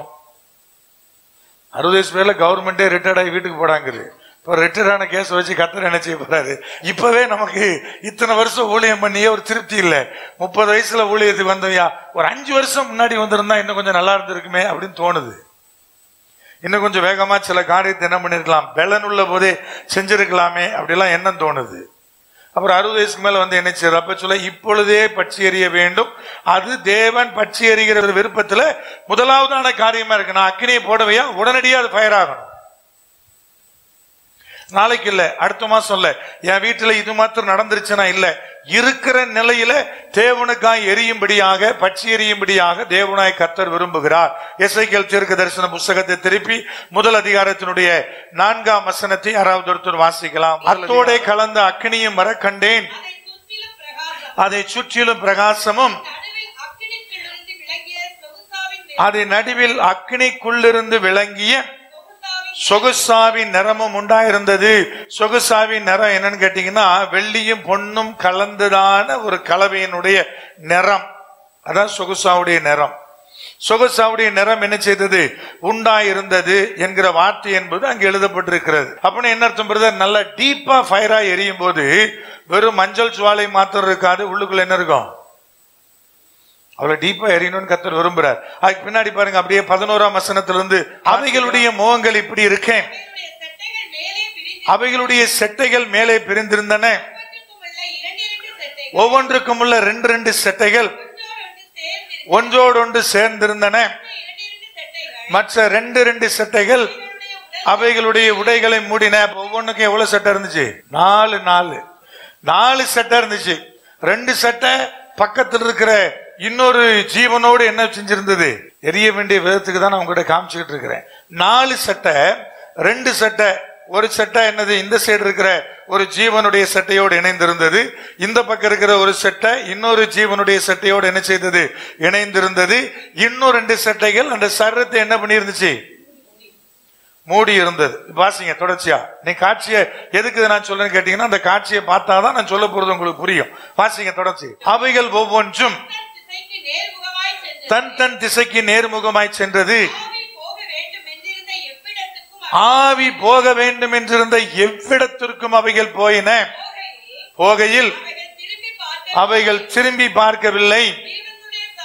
ஜீவன்களுடைய சாயல் எப்படி இருந்ததென்றால், அவைகள் எரிகிற அக்கினி தழலின் தோற்றமும் தீவர்த்திகளின் தோற்றமுமாய் இருந்தது. அந்த அக்கினி ஜீவன்களுக்குள்ளே உலாவி பிரகாசமாய் இருந்தது. அந்த அக்கினியிலிருந்து மின்னல் புறப்பட்டது. அந்த ஜீவன்கள் மின்னலின் தோற்றம் போல் ஓடி திரிந்தன. அப்ப என்ன சொல்றாரு கேட்டீங்கன்னா, ஐயா நான் எப்பவுமே சொன்னேன், ஜீவனுள்ள கல் அல்ல, ஜீவனுடைய கற்கள். ஜீவனுள்ள கல் எப்பவும் பிரிந்துராது. ஜீவனுள்ள என்னவாதான் இருக்கும்? இன்னொரு கற்களோடு இணைந்துதான் இருக்கும். இங்கே ஆண்டவன் சொல்ல, ஜீவனுள்ளவன் என்ன செய்வான்னு கேட்டீங்கன்னா, எரியும் போது தனித்தவன் எரிய முடியாது. உடன் இருக்கிற அடுத்த ஜீவனோடு சேர்ந்துதான் என்ன செய்வான்? அந்த அக்னியை வெளிப்படுத்த முடியும். பக்கத்தில் இருக்கிற ஜீவனோடு என்னுடைய செட்டை இணைக்கப்படாம அந்த எரிகிற அக்னியினுடைய பிரகாசத்தை நீங்க மல்டிப்ளை பண்ண முடியாது. தனித்து வீட்டில் அமர்ந்து ஜெபிக்கும் போது ஆவியான இடைபடுகிறார், அப்புறம் இடைபடுகிறார், கரெக்ட் தான், தவறே இல்லை. ஆனா சேர்ந்து ஒரு குழுவாய் ஜெபிக்கும் போது அந்த இடத்துல கர்த்தருடைய வல்லமை பல மடங்கு என்ன செய்கிறது? அதனால தான் சேர்ந்து ஜெபிக்கிற இடத்துல அற்புதங்கள் அதிகமாய் நடக்கிறது. தனித்து நான் ஜெபிக்கும் போது, தனித்து இருக்கும் போது நடக்கிற அற்புதம் 1%னா, ஜனங்கள் கூடி வருகிற கூட்டத்துல ஆராதனையில நடக்கிற அற்புதங்கள் 99% இருக்குது. அப்ப ஜீவன் எப்பொழுது என்ன செய்யாது பிரதர்? தனித்திராது. அது இன்னொரு ஜீவனோடு என்ன செய்யப்பட்டிருக்கும்? பிணைந்துதான் இருக்கிறது. அப்ப நீங்க எரியணும்னா பிரதர் தனியா எரிய முடியாது. நீங்கள் ஒரு சிலராய் இணைந்துதான் எரிய முடியும். அது இன்னொரு ஜீவனா இருக்கிறது. அது இன்னொரு ஜீவனுடைய கல்லாக அது இருக்கிறது. அப்ப அதான் நமக்கு அதை உணர்த்துகிறது. தனித்து நீ பிரகாசிக்க முடியாது. நீ உனக்கு ஒரு அவசியமான ஒரு ஆவிக்குரிய கூட்டம், ஜீவனுள்ள கூட்டம் உன் வாழ்வில் அவசியமான ஒன்றாய் இருக்கிறது. அதை மறந்துடக்கூடாது. ஊழியக்காரனா இருந்தாலும் சரி, அல்லது விசுவாசியா இருந்தாலும் சரி, அவன் இணைக்கப்பட்டவனாய் இருந்தா மாத்திரம்தான் இன்னும் அதிகமான ரிசல்ட்டை, தேவன் விரும்புகிற அந்த திட்டங்களை, தரிசனங்களை அவனிடத்திலிருந்து பெற முடியும். இதை நீங்க சரியா புரிஞ்சுக்கணும். 2வது சொல்லப்படுகிறது பாருங்க, ஆவி எங்கெல்லாம் போகும் என்று இருக்கிறதோ அங்கெல்லாம் அவைகள் போயின. அப்ப அக்னியா நீங்க இருக்கிறீங்கன்னா என்ன அடையாளம் பிரதர்? ஆவியானவர் உங்களை என்னெல்லாம் செய்ய சொல்றாரோ எல்லாத்தையும் செய்றீங்க. ஆவி எங்கெல்லாம் போகணும்னு நினைக்குதோ அங்கெல்லாம் இந்த ஜீவன் போச்சு. அப்ப தனித்து அந்த ஜீவன்கள் போக விரும்புற இடத்துக்கு போகல, ஆவியானவர் எங்க போக வேண்டும் என்று விரும்பினாரோ அந்த இடத்துக்கு போச்சு. அப்ப அக்னியா எரிகிறோடைய விதம் எப்படி இருக்கணும் பிரதர்? இப்படிதான் இருக்கணும். நான் எரியும் போது என்ன செய்யணும் பிரதர்? ஆவியானவர் என்னை எங்கே எரிய வைக்கிறாரோ, எங்கே அழைக்கிறாரோ, என்ன செய்ய சொல்லுகிறாரோ அதை நான் செய்கிறவனாய் மாற வேண்டும். துவக்க நாட்கள்ல கர்த்தர் என்ன சொல்லுவாரு பிரதர்? ஆவியில பலன் கொள்ளுகிறவர, ஆவியான நம்மை நடத்துகிறவர சின்ன சின்ன காரியங்களை சொல்லி சொல்லி டெஸ்ட் பண்ணுவார். முதல் முறை எனக்கு ஆண்டவர் பேசும்போது ஒரு காரியத்தை பேசினார். ஒரு பெரிய, என்னுடைய பேர் சொல்ல விரும்பல, நல்ல நட்பா இருக்கிற ஒரு ஊழியக்காரர். நான் தொழில் பண்ணிட்டு இருக்கிற காலகட்டத்தில் அவங்க வீட்டுக்கெல்லாம் செபிக்க போறது உண்டு. அப்பவே பாத்தீங்கன்னா அவங்க வீடெல்லாம் சென்ட்ரலைஸ்ட் ஏசி. எப்போ? 90s. அப்போ ஏசி இருந்தாலே பெருசா இருக்கும் இல்லையா? வீட்டுக்கு போனீங்கன்னா ஒரு வீட்டுல ஏசி இருந்தாலே ஒரு பிரம்மாண்டமா. ஒரு நாள் எனக்கு ஆண்டவர் பேசும்போது முதல் வார்த்தை தான் பேசினார். எப்பா, அவனை தேடி போய் அவனுக்கு ஒரு 1200 ரூபாய் கொடுத்துட்டு வானாரு. உங்களுக்கு என்ன தோணும்? அவ்வளவு வசதியா இருக்கிற ஒரு ஆளு, அவ்வளவு பிரம்மாண்டமான வீடு, அந்த ஆளுக்கு இப்ப 1200 ரூபாய்க்கு என்ன தேவை வந்துச்சுன்னு தோணும் இல்லையா? நான் காலங்காத்தால் எழும்பி 7 மணி 7:15 நான் கடை திறக்கிறாள். அதுக்கு முன்னாடி 6 மணிக்கே போய் அந்த வீட்டு காலிங் பெல் அடிக்கிறேன். கர்த்தர் இன்னைக்கு பேசுறாருன்னா சின்ன சின்ன காரியத்துல டெஸ்ட் வச்சு எல்லாம் பார்த்து தான் அடுத்த கட்டத்துக்குள்ள என்ன செய்வாரு, கொண்டு வருவார். போய் காலிங் பெல் அடிக்கிற அவங்க அப்பா தான் திறக்கிறார். திறந்துட்டு, தம்பி அவன் இங்க இல்லையே, அந்த தெருவில் போனீங்கன்னா அந்த பிளாட், புதுசா ஒரு பிளாட்ல குடியேறிக்கிறான், அங்க இருக்கிறான். சரி, மறுபடியும் அங்க போய் தேடி கண்டுபிடிச்சு அந்த வீட்டுக்கு போய் காலிங் பெல் அடிக்கிறேன். அடிக்கும்போது திறந்தார். திறந்துட்டு, என்ன பிரதர் காலையில இவ்வளவு ஏழியரா அப்படின்னாரு. நான் சொன்னேன், இல்ல இது ஆண்டவர் கொடுக்க சொன்னார். அவருக்கு அப்படி கண்ணீர் வருது. ஒரு பெரிய பிரச்சனையில ஒரு வீட்டை விட்டு வெளியே போறாரு. வெளியே போனவருக்கு அந்த குறிப்பிட்ட வீட்டுக்கு போறாரு. போனா அந்த வீட்டோட லாக் ஒர்க் ஆகல. அந்த லாக் வெறும் 1200 ரூபா தான். அந்த லாக்கை வாங்குறதுக்கு அவருக்கு கையில காசு இல்லை. நைட்டு அவர் வீட்டுல இருந்து கொண்டு போன சோபாலாம் இருக்கும் இல்லையா, தள்ளி போட்டு நைட்டு தூங்கிட்டாரு. காலையில கர்த்தர் கொண்டு போய் 1200 ரூபாய் என்ன செய்றாரு. இதுக்குள்ள எவ்வளவு கிரியை நடக்கும் தெரியுமா? அந்த குறிப்பிட்ட ஊழியர்கிட்ட சொல்லுவார், என்ன சொல்லுவாரு, உங்க அப்பா நம்பி நீ இல்ல, உன்னை அழைச்சவர் நான். டப்பார், உன்னுடைய சின்ன தேவை கூட ஒரு ஆளை காலங்காத்தால வந்து நீ தூங்கிட்டு இருக்கும் போதே காலிங் பெல் நினைச்சிறேன் அடிக்க வச்சிருக்கிற பாருன்னு அவன்கிட்ட பேசுவாரு. என்கிட்ட எனக்கு ஒரு டெஸ்ட் வைக்கிறாரு. ஒரு வேலையில அவர் எத்தனை வேலையை பார்க்கிறாரு பார்த்தீங்களா? ஃபர்ஸ்ட் எனக்கு கர்த்தர் பேசுனது அதுதான். முதல் நேம் காலிங். அப்ப தொழில் பண்ணிட்டு இருக்கிறேன். 2006 வருஷம் 2006 டிசம்பர் மாதம் முதல் வாரத்துல வெள்ளி சனி ஞாயிறு ஒரு கிராமம். அந்த கிராமத்துல செய்தி கொடுக்க போயிருக்கிறேன். திடீர்னு ஆண்டவர் சொல்ல, 2வது நாள் மீட்டிங் போயிட்டு இருக்குது. லட்சுமின்னு ஒருத்தி இருக்கிறவள், நான் தொட போறேன்னு சொல்லுன்றாரு. நான் சர்ச்சு, சின்ன சர்ச், ஒரு 10-30 பேர் தான் இருப்பாங்க. உள்ள தேடி பார்த்தா பொட்டு வச்ச முகம் ஒன்னையும் காணும். என்னடா அது, லட்சுமியை தேடி பார்த்தா ஆண்டு வார சொல்றாரு. நமக்கு வர கொஞ்சம் பயமா இருக்குது. நம்ம ஏதாவது தப்பு பண்ணி இந்த ஊர்ல அசிங்கப்பட்டுறக்கூடாது, இப்படியெல்லாம் உள்ளுக்குள்ள ஓடுது இல்லையா? உள்ளுக்குள்ள எனக்கும் ஓடிக்கிட்டே இருக்குது. 3ஆம் முறை பிளாஸ் பண்ண பேரு, அந்த டக்குன்னு அந்த பேரை சொல்றேன். வெளியே ஒரு அம்மா உருளுது. அந்த அம்மா யாருன்னா மைண்ட் செஞ்சான் லேடி. டியூப் லைட்லாம், சீரியல் லைட்லாம் போட்டிருக்காங்கன்னு சாப்பிட்றதுக்கு ஏதாவது கிடைக்கும்னு வருது. இங்க நான் சொன்னா வெளியே அந்த அம்மா உருளுது. பெரிய அற்புதம். அந்த அம்மாவுக்கு ஒரு சுகம் கிடைக்குது. கடைசியில் அந்த பாஸ்டர் சொன்னாரு, பிரதர், அப்பதான் முதல் கன்வென்ஷன் போயிருக்கிறேன். அந்த பாஸ்டர் சொன்னாரு, என்னுடைய தம்பி எல்லாருக்கும் நீங்க தான் ஞானஸ்தானம் கொடுத்துட்டு போனோன்ட்டார். எனக்கு இப்ப அடுத்த கேள்வி வருது, இப்போ நான் ஞானஸ்தானம் கொடுக்கறது தகுதி ஆயிட்டுனா இல்லையான்னு. அவர் ஒத்த காலம் நிக்கிறார், நீ ஞானஸ்தானம் கொடுக்காம போக கூடாது. ஏன்னு கேட்டீங்கன்னா அந்த ஒரு கிரியை அங்க நினைச்சு இது பலத்த காரியத்தை நடப்பிக்கிறது. அப்புறம் நான் உடனே அப்ப சாம்சோத்திரனுக்கு போன் அடிக்கிறேன். அடிச்சு, ஆனா இந்த மாதிரி ஒரே கம்பல் பண்றாங்க ஞானஸ்தானம் கொடுக்கறதுக்கு, நான் ஞானஸ்தானம் கொடுக்கலாமா பிரதர்? அப்போ அவர் பைபிள் படி சில காரியம் சொல்லி தைரியமா கொடுத்துருவாங்க. பிரதர், இதுக்கு ஏன் இவ்வளவு யோசிக்கிறீங்க? நேம் காலம் அங்கதான், அந்த சின்ன வில்லேஜ்ல ஞானஸ்தானம் எங்கதான், அங்கதான். அங்கிருந்து கடைசியில யோர்தான் நதி வரைக்கும் கர்த்தர் ஞானஸ்தானம் கொடுக்க வச்சிட்டாரு. இங்க இருக்கிற குளம், டேம், தொட்டி ஒன்னையும் விடல.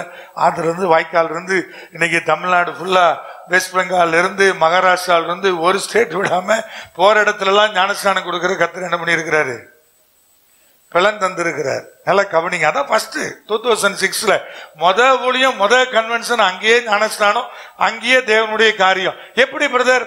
அவர் பேசுகிறதுக்கு நம்ம செவி கொடுக்கிறோமான்ற டெஸ்ட் எங்க வைக்கிறாரு? அது அற்பமான துவக்கத்துல ஆரம்பிக்குது. அப்ப தேவன் உங்களோடு பேசுகிற காரியத்துக்கு ஆவியானவர் நடத்துகிறதுனா என்ன பிரதர்? மைக்கு பிடிச்சு பேசுகிறதா? இல்லையே. அதுக்கு முன்னாடி 1000 சொல்லுவார், இதை போய் செய்யும்பார், அதை போய் செய்யும்பார், இந்த ஊழியத்துல உன்னுடைய பங்களிப்பை செலுத்தும்பாரு. இதெல்லாம் இருக்குது இல்லையா? அதுக்குள்ள நல்லா புரிச்சு கொள்ளுங்க. எனக்கு ஒரு சகோதரர் உண்டு, இப்ப இங்க இருக்கிறார், நம்ம எப்பவுமே பேர் சொல்றதுல நினைச்சுக்கிடுங்களேன். அவர் சில நேரத்துல திடீர்னு இந்த ரூபாய் ஆண்டு கொடுக்க சொன்னான்னு காணி கொண்டு வர. ஒவ்வொரு முறையும் அவர் கொண்டு வரும்போதெல்லாம் பாத்தீங்க அப்படின்னா எனக்கு ஒரு பெரிய தேவை இருக்கும். அந்த பர்டிகுலர் காரியத்துக்கு அன்னைக்கு நான் எவ்வளவு அமௌண்ட் நான் கட்டணும்னு நினைச்சிருக்கிறேனோ, ஜார்க்கண்டுடைய சர்ச் உட்பட ஒரு சில மாதத்துக்கு முன்னாடி நடந்துச்சு. அடுத்த நாள் கட்டணும், கையில காசு கிடையாது, காலையிலே பணம் கட்டணும். அதுக்கு அப்பதான் அந்த வேலை நடக்கும். கரெக்டா முந்தின நாள் பாத்தீங்கன்னா வந்து நிற்பாரு. நான் யோசிச்சு பார்ப்பேன், அப்ப கர்த்தர் சரியா அந்த சகோதரர் என்ன பண்ணிட்டு இருக்கிறாரு, நடத்திக்கிட்ட. ஒவ்வொரு முறை வரும்போதும் கரெக்டா இருக்கும், அந்த தேவைகளும் அந்த காரியங்களும் சரியா இருக்கும். ஏன் அதை சொல்றேன் அப்படின்னு கேட்டீங்கன்னா, கர்த்தர் ஆவியானவர் என்ன எங்கெல்லாம் கூட்டிட்டு போறாரோ அங்கெல்லாம் நான் போகணும், அதையெல்லாம் நான் நிறைவேற்றணும். அதுதான் எரிகிற விதமா இருக்கிறதுனா என்ன அர்த்தம்னா, ஒரு சின்ன சின்ன காரியமா இருக்கும் போதும் அது எல்லாத்தையும் கர்த்தர் பார்த்தா நினைச்சாரு, ஒரு ஆசீர்வதிக்கிறார். எரிகிறவன் ஆவியானவர் நடத்துற விதத்துல போயிட்டே இருப்பான். அவன் கர்த்தர் நடத்திட்டாருன்னா அதுக்கு பிறகு யாருடைய கன்ஃபர்மேஷனை கேட்க மாட்டான், இது எனக்கு தேவைன்னு யோசிக்க மாட்டான், இது என்னுடைய ஃபியூச்சருக்கு அவசியம்னு யோசிக்க மாட்டான், நாளைக்கு எனக்கு இப்படி ஒரு பிரச்சனை இருக்குதுன்னு யோசிக்க மாட்டான். அதை நோக்கி நகர்ந்துட்டே இருப்பான். அப்ப எரிகிற விதம் எப்படி பிரதர்? இன்னொரு ஜீவனோடு இணைந்து. இப்ப ஆவியானவர் எங்கெல்லாம் போய் சொல்றாரோ அங்கெல்லாம் என்ன செய்து போயிந்து அந்த இடத்துக்கெல்லாம் போய், அதுல அடுத்து சொல்லப்படி திரும்பி பார்க்காமல் போய். அப்ப எரிகிற விதம் என்ன பிரதர்? எரிகிறவன் எரிகிறவள் திரும்பி பார்க்க மாட்டான். திரும்பி பார்க்கறது என்ன பிரதர்? கர்த்தர் நடத்துகிற பாதையை நோக்கி போவாளே தவிர பின்னாடி திரும்பி பார்த்து புலம்பிட்டுலாம் உட்கார்ந்து இருக்க மாட்டான். அவ பின்னிட்டு போக மாட்டா, பின்னிட்டு திரும்ப மாட்டான். அவளுடைய முகம்லாம் எப்பவுமே பார்த்தீங்கன்னா அப்படியே ஃபார்வேர்டா தான் இருக்கும், ரிவர்ஸ்ல என்ன செய்யாது, போகவே போகாது. எரிகிறவனுடைய விதம் அப்படியா இருக்கிறது. அப்புறம் கீழே சொல்றாரு, எரிகிற அக்கினி தழலின் தோற்றமும் தீவர்த்திகளின் தோற்றமா இருக்கிறது. அது கீழே சொல்றாரு பாருங்க, அக்கினி ஜீவன்களுக்குள்ளே உலாவி பிரகாசமா இருக்கிறது. அப்ப அக்கினி எங்க இருக்கும் பிரதர்? வெளியேறியாது, உள்ள எரியும். எரிகிற விதனை என்ன பிரதர்? அக்கினி எங்க எரியும்? ஜீவனுக்குள்ள எரியும், வெளியேறியாது. அப்ப ஜீவனுக்குள்ள எரிஞ்சாதான் எரேமியா சொன்ன மாதிரி எப்பெல்லாம் மங்கி எறியும்படியான சூழ்நிலை வருதலோ அப்பெல்லாம் நம்ம என்ன செய்யப்படுவோம்? தூண்டி விடப்படுவோம். வெளிப்புறமா எரிஞ்சு பிரயோஜனம் இல்லை, வெளிப்புறமா வேஷம் தரிச்சு பிரயோஜனம் இல்லை, உள்ளுக்குள்ள எரியக்கூடிய அக்னியாய் அவை இருக்கணும்னு சொல்லி அந்த பகுதிகள் சொல்லுகிறது. அப்படி இருந்துச்சுன்னா மின்னல் புறப்படுதான். அந்த ஜீவன்களுடைய மின்னலின் தோற்றம் போல என்ன செஞ்சன? ஓடி திரிந்தன, ஓய்வில்லாம ஓடின, மின்னல் மாதிரி ஓடின. அப்படின்னு என்ன பிரதர்? மின்னல் எவ்வளவு ஃபாஸ்டா இருக்கும் இல்லையா? அந்த வேகம். அதனாலதான் ஆண்டவர் யோவான் 3 சொன்னாரு, ஆவிக்குரியவனை ஒருத்தனும் அடையாளம் கண்டுபிடிக்க முடியாது, நிதானிக்கவே முடியாது. அவன் காத்து மாதிரி இருக்கிறான், எங்கிருந்து வரான் தெரியாது, எங்க போறான் தெரியாது. அவனுடைய செயல்பாடுகள் எல்லாமே கேள்விக்குறியாதான் இருக்கும். உலகத்துல எவனும் செய்யாத சில வேலையெல்லாம் செஞ்சுக்கிட்டே இருப்பான். ஏன்டா இவன் இப்படி இருக்கான் லூசு மாதிரின்னு உலகம் சொல்லும். ஏன்னா அவனை நிதானிக்கிற பலன் ஆவியற்றவர்களுக்கு கிடையாது. ஆவிக்குரியவன் மாத்திரம்தான் இன்னொரு ஆவிக்குரியவன் என்ன செய்ய முடியும்? புரிந்து கொள்ள முடியும். இது சரியானபடி தேவன் நடத்துதல் படிதான் போய்கிட்டு இருக்கிறான் என்பதை யார் புரியும்படுது? இன்னொரு ஆவிக்குரியவன் தான் புரிய முடியும். அப்ப அனல் எப்படி எரியணும் பிரதர்? இதுதான் எரிய வேண்டிய விதம். இதுக்கு மாறா எப்பப்பெல்லாம் என்னெல்லாம் நடக்குதோ அப்பெல்லாம் தேவனாய் கர்த்தர் இறங்கி அதை தீண்டி விடுகிறவராய், எரிய வைக்கிறவராய், அவர் கொண்டு செல்லுகிறவராய் இருக்கிறார் என்பதை நீங்க மறந்துடக்கூடாது. இன்னும் மங்கி எறிகிற இன்னொரு அனுபவம் என்ன பிரதர்? எபிரேயர் 12ஆம் அதிகாரம் 12, 13 வசனங்கள். ஆகையால் நெகிழ்ந்த கைகளையும் தளர்ந்த முழங்கால்களையும் நீங்கள் திரும்ப நிமிர்த்தி, முடமா இருக்கிறது பிசகி போகாமல் சொஸ்தமாகும்படிக்கு உங்கள் பாதங்களுக்கு வழிகளை நிச்சயங்க செவைப்படுத்துங்கள். தளர்ந்து போன முழங்கால், தளர்ந்து போன கை விட்டுறாதன்றார், செவைப்படுத்தினார். இன்னைக்கு முடமா இருக்கிறது, பிறகு பிசகிய போயிருந்தார். இப்ப ஜெப குறைபாடு என்ன செய்த பிரதர்? நம்மை முடமாக்குது, அந்த முடத்தினுடைய தன்மையை அப்படியே கொஞ்ச நாள் விட்டுச்சுன்னா பிசகியே போயிடும். அப்படின்னு என்ன பிரதர், உங்க மூட்டுகளா செயலிழந்து போயிடும். அதுக்கு பிறகு நீ படுத்த படுக்கையில் இருக்கிற பிணத்துக்கு சமம்னு அர்த்தம். பிணத்து கூட மாலை மரியாதை கிடைக்கும். படுத்த படுக்கையில் இருக்கிறவனுக்கு ஏச்சும் பேச்சும் தவிர என்ன செய்யாது. கொஞ்ச நாள் படுக்கையில் இருந்தீங்கன்னா மனைவி ஆனாலும் கணவர் ஆனாலும் சொல்லுவாங்க எப்ப சாவான்னு எதிர்பார்ப்பாங்க. பார்த்தனாலும் சொல்றேன், இதெல்லாம் கண்ணெதிர பார்த்துருக்குறேன். அப்ப நல்லா நீங்க விளங்கி கொள்ளணும். என்னன்னா, படுக்கைக்கு நீங்க போயிட்டீங்கன்னா செத்த பணத்தை விட நம்ம கேவலமானவன்னு அர்த்தம். அதை விட பணமாவே என்ன பண்ணிடலாம், மாறிடலாம். அப்போ என்ன சொல்றாரு, தளர்ந்து போன கால் தான்யா, தளர்ந்து போன கைதான். அதான் ஸ்டார்டிங் ஸ்டேஜ். அந்த தளர்ந்து போன நிலையில நீங்க உங்களை உயிர்ப்பித்துக் கொள்ளலனா, சரிப்படுத்தி கொள்ளலனா, உங்களுடைய கால்கள் பிசகி போகும், கைகள் பிசகி போகும். அதுக்கு பிறகு செயல்படவே உங்களால் என்ன செய்யாது, முடியவே முடியாது. எச்சரிக்கையாருன்னு சொல்றார். அப்ப மங்கி எறிகிற திரிய தீண்டுவதற்கு தேவன் ஆயத்தமா இருக்கிறார். தீண்ட பட ஒப்பு கொடுக்க நீங்க ரெடியா இருங்கன்னு சொல்றாரு. அவர் தீண்டுறதுக்கு ரெடி. உங்களை எரிய வைக்க அவர் ஆயத்தம். மறுபடியும் உங்களை அனல் உள்ளவர்களாய் மாற்ற ஆயத்தம்.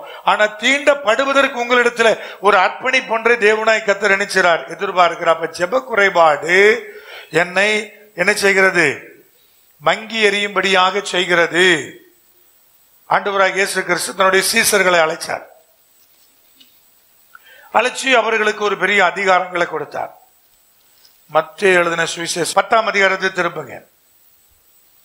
அதுல ஆண்டவராகிய கர்த்தர் அழகா சொன்னார் பாருங்க. 1ஆம் வசனத்திலிருந்து வாசிக்கலாம். அப்பொழுது அவர் தம்முடைய 12 சீசர்களையும் தம்மிடத்தில் வரவழைத்து அசுத்த ஆவிகளை துரத்தவும் சகல வியாதிகளையும் சகல நோய்களையும் தீர்க்கவும் அவர்களுக்கு அதிகாரம் கொடுத்தார். அப்புறம் பாத்தீங்கன்னா அப்படி யார் யார் என்னன்னு சொல்லி அந்த பட்டியல் போடப்படுகிறது. இப்படி அதிகாரம் பெற்ற ஜனம்தான் மேல ஏறி போனாரு. அப்புறம் ஒரு 4-5 நாள் அங்க ஆயிடுச்சு. அங்கிருந்து தனக்கு பிரியமான 3 பேரோடு போய் ஜெபம் பண்ணிட்டு கீழே இறங்கி வந்தா, மீதி இருக்கிற 9 பேரால எந்த கிரிகளும் நடப்பிக்க முடியாம தான் உட்கார்ந்து. அப்ப என்னாச்சு பிரதர், இயேசு கிறிஸ்து கூட இல்ல, இப்ப கிரிகளை நடப்பிக்க முடியல. இயேசு கிறிஸ்து கூட இருக்கும் போதே பிரியமான 3 பேரையும் மேல கூட்டிட்டு போய் கடைசியில் அவர் ஜெபம் பண்ண துவங்கினார். அவர் ஜெபம் பண்ணிட்டு 3 முறை போனாலும் இவன் வரும்போதெல்லாம் இவன் என்ன பண்ணிட்டு தான் இருந்தான், தூங்கிட்டு தான் இருந்தான் இல்லையா. அப்போ ஜெப குறைபாடு என்ன செய்யுது பிரதர், உங்களை மங்கிதான் எரிய வைக்கும். இல்ல பிரதர், நம்ம மற்ற டைம் தான் ஜெபிக்கிறோமே, எவ்வளவு ஜெப நேரத்தை வச்சிருக்கிறோம், எவ்வளவு காரியங்களை வச்சிருக்கிறோம், அது போதாதா பிரதர்? பாருங்க, கர்த்தர் என்ன விரும்புறாரு, இதுதானே நான் உங்ககிட்ட உறவாடுற டைம், நீ அதை மாத்திரன்னு நினைக்கிறாரு. அப்ப பிரதர் காலையில் 5 மணிக்கு எழும்பணும், அடுத்த வேலையை பார்க்கணும், ஓடணும். இதுக்கு நடுவில் எப்படி பிரதர் 12 மணிக்கு ஜெபிக்கிறது? அதுக்குரிய பலனை அவர் தான் தரணும். இப்ப கர்த்தர் நினைக்கிறார், இது என் மகனோடு நான் உறவாடுகிற நேரம். அப்படிதானே என் மகன் இருந்தான், இப்ப ஏன் இந்த டைம் அவன் ஸ்கிப் பண்றான், மாத்து, பழையபடி அந்த டைமுக்குள்ள வா அப்படின்னு அர்த்தம். அதுக்குள்ள நிறைய ரகசியம் இருக்கும். அப்ப நான் என்ன செய்யணும் பிரதர், என்னுடைய ஜெபம், என்னுடைய ஒப்பு கொடுத்தல், என்னுடைய அர்ப்பணிப்பு, அதை என்னைக்கு நான் புதுப்பிச்சுக்கிட்டே இருக்கும்போது அந்த பலனோடு கூட நான் நிற்க முடியும். கர்த்தர் என்ன சொல்ல, ஜெப குறைபாடு உங்களை மங்கி எறியத்தான் பண்ணும். ஒரு வாரம் கிட்டத்தட்ட அந்த டைம் கணக்கு பண்ணீங்கன்னா, லூக்கால நற்செய்தி நூலையும் மற்றையும் கம்பேர் பண்ணி பார்த்தீங்கன்னா, ஒரு வார இடைவெளியில அங்க மேல இயேசு கிறிஸ்து விட்டு பிரிஞ்சிருக்கிற 9 பேரால பிசாசையும் விரட்ட முடியல, அற்புதத்தை செய்ய முடியல. யாரு பிரதர் இவங்க எல்லாரும்? கர்த்தர் 12 பேரையும் அழைத்து 12 பேர் பேர் எழுதி அவர்களுக்கு சகல அதிகாரத்தை கொடுத்தார்னு வேத வசனம் சொல்லுது. அப்ப எரிகிறவன் ஏன் எரிகிற தன்மை இழந்து போறான்னா, ஜெப குறைபாடு. இயேசு கிறிஸ்துவோடு இருக்கிற ஐக்கியப்பட்ட நேரத்தினுடைய குறைபாடு. அவர் ஒரு வாரம் தான் பிரிஞ்சிருந்தார், இங்க எல்லாம் சுவாலி முடிஞ்சு. நான் அதே தான் சொல்லுவேன், ஏன் பாஸ்டிங் பேச ரெகுலரா வர்றீங்க பிரதர் அப்படி சொல்லுவோம். குடும்ப ஆசீர்வாதம் கொடுத்து ரெகுலரா வர்றீங்க, ஒரு மாசம் ஸ்கிப் பண்ணி பாருங்க, அடுத்த மாசம் உங்களால வர முடியாது. அதுக்கு பிறகு அந்த நிலைக்குள்ள வரணும்னா நீங்க பெரிய போராட்டம் போராடி ஒரு 2-3 மாசம் கழிச்சு தான் வர முடியும். ஏன் அப்படின்னு கேட்டீங்கன்னா, சாதாரணமானது கிடையாது. அதுக்குள்ள ஒரு பெரிய காரியத்தை கர்த்தர் வச்சிருக்கிறார். அவ்வளவு எளிதானது இல்லை. கர்த்தரை விட்டு நீங்க ஒரு சில நாட்கள் சில காரியத்துல விலகினாலும் அந்த நிலைக்குள்ளே வருவது மிக மிக மிக கடினம். எல்லாத்தையும் அதான் சொல்லுவேன். அவங்க சொல்லுவாங்க, ஆமா பிரதர் கரெக்டா தான் இருக்குது, ஒரு சண்டே ஸ்கிப் பண்ணேன், அடுத்த சண்டே வர முடியல, திரும்ப வரணும்னா பெரும் போராட்டம் போராடி ஒரு பெரிய பலனை செலவழிச்சுதான் யாருக்கிட்ட வந்து சேர முடியும்? கர்த்தரண்ட வந்து ஐக்கியப்பட முடியும். இது ரொம்ப ரொம்ப முக்கியமா நாம் புரிந்து கொள்ள வேண்டும். அப்போ இது எல்லாம் என்னுடைய எரிகிற தன்மையை குறைக்கக்கூடிய விதமா இருக்கிறது. இப்ப நெறிந்த நாளுடைய சூழ்நிலை எதெல்லாம் உண்டாக்குது பிரதர் கேட்டீங்கன்னா ஒரு 3 காரியங்கள். ஒன்று, சரீர பாடுகளினால் நெறிந்து போனதான நிலை. 2 கொரிந்தியர் 12 திருப்பி 7ஆம் வசனத்திலிருந்து 11ஆம் வசனம் வரை பவுலுடைய வார்த்தைகளை நாம் வாசிக்க கேட்போம். அன்றியும் எனக்கு வெளிப்படுத்தப்பட்டவைகளுக்குரிய மேன்மை நிமித்தம் நான் என்னை உயர்த்தாதபடிக்கு என் மாம்சத்திலே ஒரு முள் கொடுக்கப்பட்டிருக்கிறது. என்னை நான் உயர்த்தாதபடிக்கு அது என்னை குட்டும் சாத்தானுடைய தூதனா இருக்கிறது. அது என்னை விட்டு நீங்கும்படி நான் 3 தரம் கர்த்தரிடத்திலே வேண்டிக் கொண்டேன். அதற்கு அவர், என் கிருபை உனக்கு போதும், பலவீனத்தில் என் பலன் பூரணமாய் விளங்கும் என்றான். ஆகையால் கிறிஸ்துவின் வல்லமை என் மேல் தங்கும்படி என் பலவீனங்களை குறித்து நான் மிகவும் சந்தோஷமாய் மேன்மை பாராட்டுகிறேன். மேன்மை பாராட்டுகிறேன் அல்ல, சந்தோஷமாய் மேன்மை பாராட்டுகிறேன் சொல்லுகிறார். ஐயா, என் சரீரத்தில் ஒரு முள் இருக்குது. அது எதற்காக எனக்கு கொடுக்கப்பட்டதுன்னா, எனக்கு வெளிப்படுத்தப்பட்டவைகளுடைய அதற்குரிய மேன்மை நிமித்தம் நான் என்னை உயர்த்தாதபடி. அதுக்கு முன்னாடி தான் பார்த்திருப்பீங்க, 3ஆம் மானம் வரை எடுத்துக்கொள்ளப்பட்டார். பரலோகத்துக்கு போல 1ஆம் மானம் வரை எடுத்துக்கொள்ளப்பட்டேன். அப்ப கூட அவருக்கு டவுட், நான் ஆவியில் இருந்தானா மாம்சத்தினா தான் தெரியாது. அதாவது அது தரிசனமா அல்லது மாம்சத்திலே எடுத்துக்கொள்ளப்பட்டேனோ அது எனக்கு தெரியாது. அதே சந்தர்ப்பத்தில் கர்த்தர் தரிசனமா காமிச்சா கூட ஊழியக்காரன் இப்பதான் நான் பரலோகத்துல போய் தேவனுடைய பக்கத்தில் உட்கார்ந்து தெளிவு வந்தேன்றான். ஆனா இவர் பாருங்க, 3ஆம் மானம் வரை எடுத்துக்கொள்ளப்பட்டா கூட நான் இப்படி இருந்தானா அப்படி இருந்தானா தெரியாது, எந்த நிலையில் இருந்தானோ தெரியாது. பட் ஆனா அந்த சவுண்ட் எல்லாம் பேசுகிற பாஸ் எல்லாம் என்ன பண்ணிட்டேன், கேட்டுட்டேன். இப்ப அவருக்கு ஒரு பெரிய மேன்மைக்குரிய ஒன்று வெளிப்படுத்தப்பட்டிருக்கிறது. அவர் சொல்றாரு, வெளிப்படுத்தப்பட்டிருக்கிற அந்த மேன்மைக்குரிய காரியத்தினால நான் என்னை உயர்த்தாதபடி, அதாவது ஆவிக்குரிய செருக்கடையாதபடி. ஆவிக்குரிய செருக்கே பாவம்னா, பூமிக்குரிய ஆசீர்வாதத்தில் நம்ம செருக்கடைஞ்சோம்னா எவ்வளவு பெரிய கர்த்தருடைய கோபாக்கினை பெறுகிறவங்களா இருப்போம். பாத்தீங்களா, கர்த்தர் இது இருக்குது அது இருக்குது, எனக்கு வீடு இவ்வளவு பெருசு, எனக்கு கர்த்தர் கொடுத்திருக்கிற ஆஸ்திகள் இவ்வளவு, எனக்கு கொடுத்திருக்கிற தொழிலுடைய விரிவாக்கம் இவ்வளவு, எதை குறித்து நான் மேன்மை பாராட்ட முடியாது. ஆவிக்குரிய காரியத்தை மேன்மை பாராட்டினாலே சரத்துல முள்ளு வந்துடுது. இதே போல்தான் 2 கொரிந்தியர் 4ஆம் அதிகாரத்தில் சொன்னார், சாதாரண மென்பாண்டத்துக்குள்ள எதுக்கு பிரதர் அவ்வளவு பெரிய மகிமையை வைக்கிறார்னா, இது தேவனால் உண்டானது, இந்த பாத்திரத்தினால் உண்டானது அல்ல என்பதை அறிந்து கொள்ளத்தக்கதாக. 3 முறை ஜெபிச்சேனாரு. 3 முறை தான் ஜெபம் பண்ணிருப்பாரு. அந்த முள் நீங்கிறதுக்கு எத்தனை முறை ஜெபம் பண்ணிருப்பார்ல? பல முறை ஜெபிச்சிருப்பாரு. 3 முறை சொல்றதுக்கு காரணம் என்ன? அந்த 3 முறையும் ஸ்பெஷலா அதுக்கு நேரம் ஒதுக்கி எத்தனை நாள் காத்திருந்து ஜெபிச்சாரோ தெரியாது, உபவாசம் பண்ணி ஜெபித்தாரோ தெரியாது, எவ்வளவு நாள் ஃபாஸ்டிங்கோ தெரியாது. பர்டிகுலரா அப்படி ஒரு 3 டைம் அதுக்காக போராடி இருக்கிறார். 3 முறையும் கர்த்தர் சொன்ன ஒரே வார்த்தை என்ன? என் கிருபை. அப்ப சொல்றாரு, நான் எப்பெல்லாம் பலவீனப்படுறேனோ அப்பெல்லாம் அவருடைய பலன் அதிகமா என்னை நெருக்கு, என் மேல இறங்கி வருது. அதனால அவர் சொல்றாரு, நான் பலவீனனா இருப்பதை குறிச்சே சந்தோஷமா மேன்மை பாராட்டுறேன். ஆண்டவரே என்னை பலவீனனாவே வச்சுக்கிடும், அப்பதான் உடைய மகிமை அதிகமா நினைச்ச முடியுது, பார்க்க முடியுது. அதனால எனக்கு சுகம்லாம் வேண்டான்ட்டாரு. 3 முறை சுகம் கேட்டார் தான். எவ்வளவு நாள் பாசிங்க இருந்தாரோ தெரியாது. ஆனா கடைசியா முடிவுக்கு வந்தார், எனக்கு சுகமே வேண்டாம், அப்பதான் உங்களுடைய பலனை அதிகமா நினைச்ச முடியுது, உணர முடியுதுங்கிற முடிவுக்கு வந்துட்டார். ஐக்கியில் என்ன சொல்றாரு பாருங்க, 10ஆம் வசனம், அந்தபடி நான் பலவீனமா இருக்கும் போதே பலமுள்ளவனா இருக்கிறேன். ஆகையால் கிறிஸ்துவின் நிமித்தம் எனக்கு வரும் பலவீனங்களிலும் நிந்தைகளிலும் நெருக்கங்களிலும் துன்பங்களிலும் இடுக்கண்களிலும் நான் பிரியப்படுகிறேன். எவ்வளவு வந்தாலும் பரவாயில்லையா, அதை நான் விரும்புறேன்.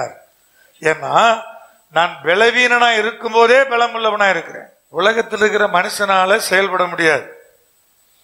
ஆனா தேவனுடைய பிள்ளைகளுக்கு அவ்வளவு பெரிய பலவீனம் இருந்தாலும் செயல்படுறான். 400 சுகர் இருந்தாலும் இங்கிருந்து திருநெல்வேலி வரைக்கும் கார் ஓட்டுறதுக்கு என்ன செய்யுது, முடியுது. என்னங்க, கால் ஃபுல்லா வெரிகோஸ் பிரதர், ஆனாலும் 17 hours டிரைவ் பண்ணுமா? முடியுது. நல்ல பலம் உள்ளவனுக்கே முடியாது. அத்தார் சொல்ல வர்றார், பலவீனம் தான், ஆனா பலம் உள்ளவனா இருக்கிறேன். புரியுதா? ஏதாவது இதே பலவீனம் இன்னொன்னு வந்துச்சுன்னா வீட்டுல இழுத்து போத்தி படுத்துக்கிறான். நான் பலவீனனா இருக்கும் போதே பலம் உள்ளவனா தான் இருக்கிறேன். இன்னொரு அம்மா இருந்துச்சியா, ஒரே டயர்டு படுதாரு, அப்படியே மயக்கமா வருது அப்படிமா. எவ்வளவு சுகர் ஓவர் ஆயிடுச்சு, எவ்வளவு ஆச்சு? 200 ஆச்சுமா. அதே பாதி 200 வரும்போதே இந்த அம்மாவுக்கு மயக்கமா வருதான். அப்ப நாங்க 400ல போறோம், எப்படி பிரதர்? அப்ப நம்ம என்ன செய்யணும்? கர்த்தருடைய பலன் எனக்காய் பலன் செய்யுது.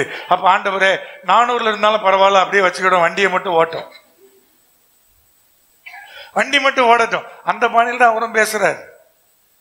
அப்ப என்ன செய்யுது பிரதர்? நெறிந்த நாளலை போல நம்ம எப்ப மாறுறோம் பிரதர்?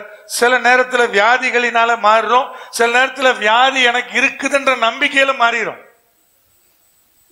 உண்மையா வியாதி இல்லைன்னா கூட அவனே நினைச்சுக்கிறான், நமக்கு இதெல்லாம் இருக்குது, நமக்கு இதெல்லாம் பிரச்சனை இருக்குது, நமக்கு இதெல்லாம் நம்முடைய சரீரத்துல காணப்படுது.